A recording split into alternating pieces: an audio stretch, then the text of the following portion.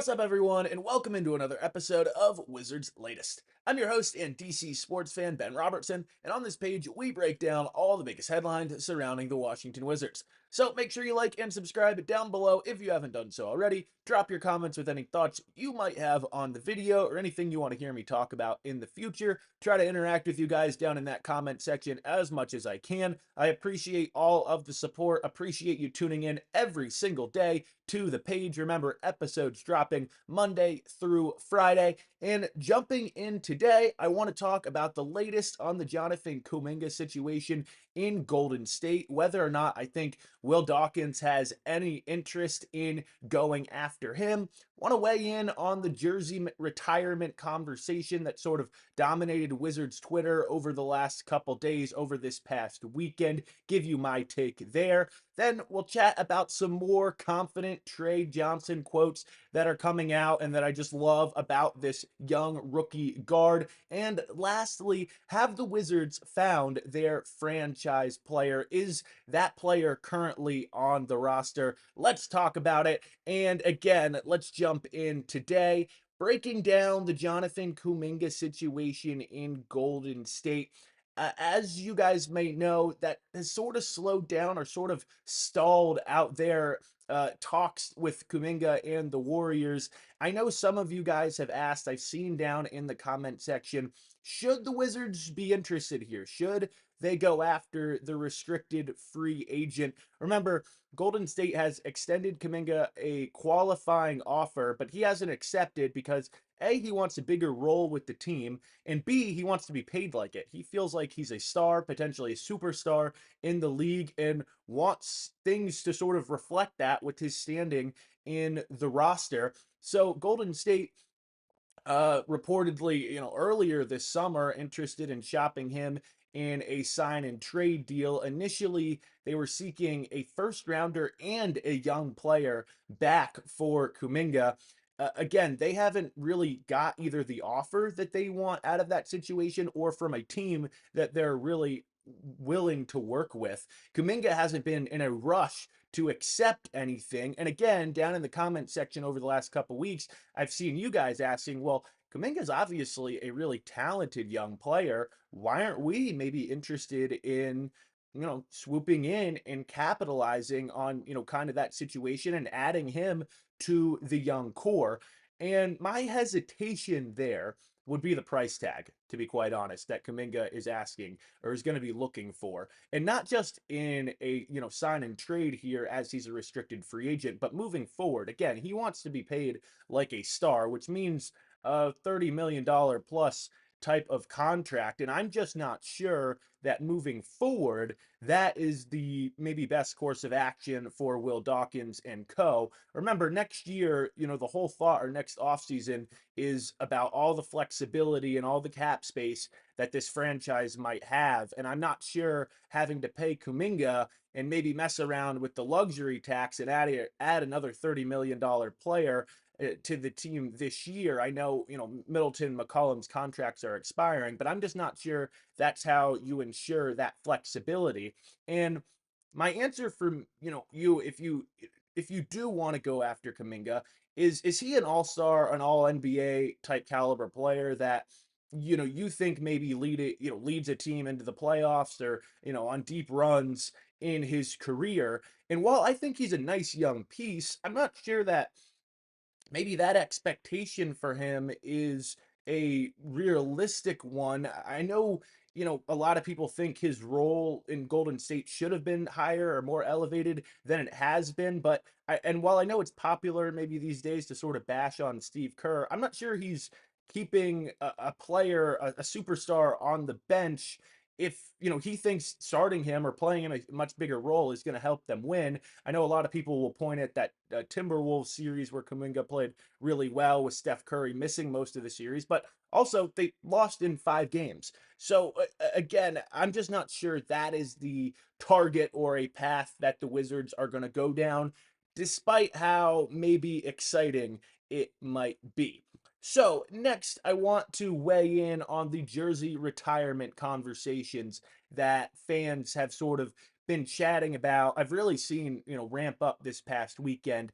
obviously, we have some time to work with Bradley Beal and John Wall potentially getting their jerseys hung up in the rafters.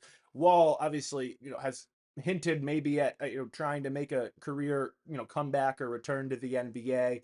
But probably closer to an official retirement than Beal is. Beal, of course, recently bought out by the Suns and now on the Clippers. But some fans don't maybe think the two have won enough in their time here in DC to warrant that honor and that accomplishment. And I get that. I honestly understand both sides of this argument.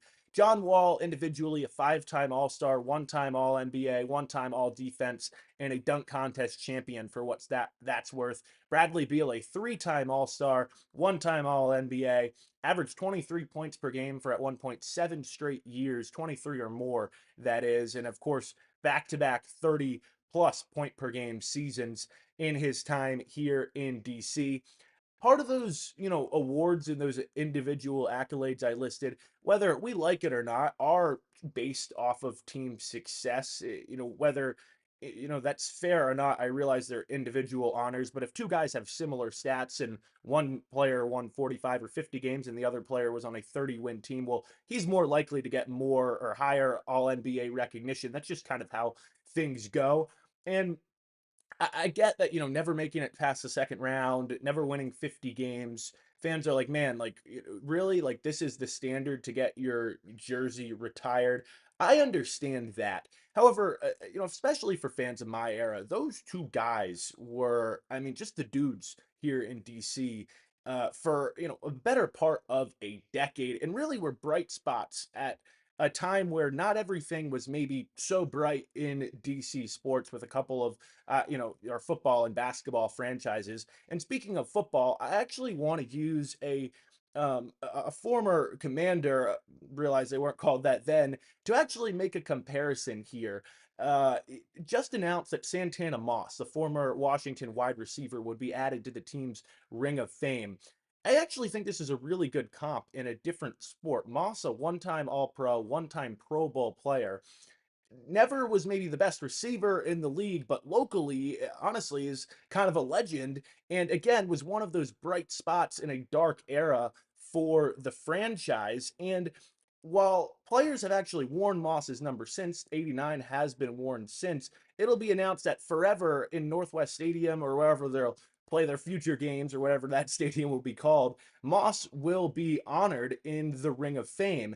And I think that I don't know if there's a basketball equivalent for that, but I think there's something to work with there. I get if you don't want to see 2 and 3 actually have their jerseys retired, if you don't think they've done enough. But I think for what they've meant to the city and to the organization, for as long as they were here, they deserve to have some sort of recognition in the arena moving forward once their playing days are officially over.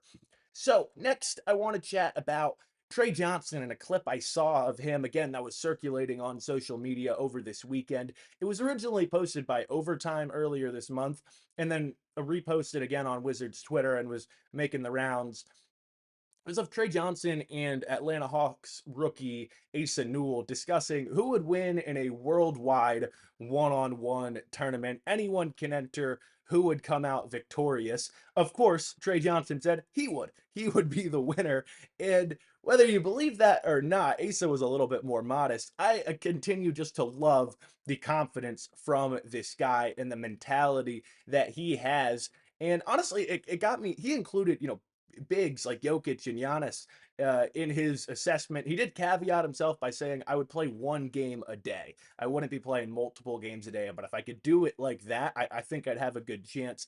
Um, you know, I, I just looked at would Trey win a one-on-one tournament with the Wizards' current roster. Honestly, I'm not sure it'd be as easy as he thinks. He's got to deal with, Alex Sarr's height. Just that in and of itself is going to be an issue a little bit for him. Bilal Coulibaly's defense. I think Cam Whitmore, his, size and skill might be a problem in a one-on-one tournament. But sort of this thought kind of got me, I think, to an even more important conversation with the Wizards moving forward. Do they have the franchise player or their franchise player currently on the roster? I was sort of going through, the names, and then that was kind of the next thing that popped up into my head. And I'm not sure if they have the guy, but I think that there are certainly key pieces moving forward on this team. I think we're going to learn a lot about Trey Johnson this year. We're going to find out more about other, bits and pieces of the young core. I think we're going to, kind of see what the potential for Trey is this year as well. If he could really lead an offense or if he's maybe more of a complementary scorer.